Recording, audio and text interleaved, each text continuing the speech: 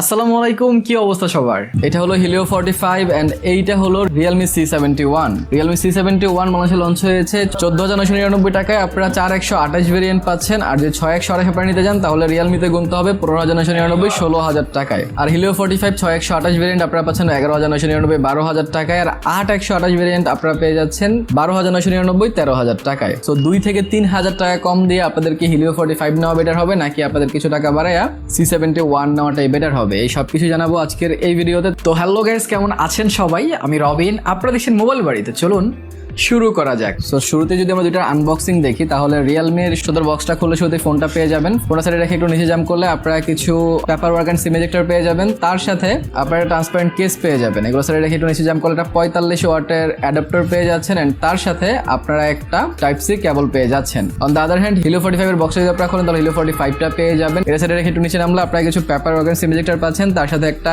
Case দেওয়া হয়েছে। এছাড়া একটু নিচে জাম্প করলে আপনারা একটা 18 ওয়াটের অ্যাডাপ্টার পেয়ে যাবেন এন্ড একটা টাইপ সি কেবল পেয়ে যাচ্ছেন।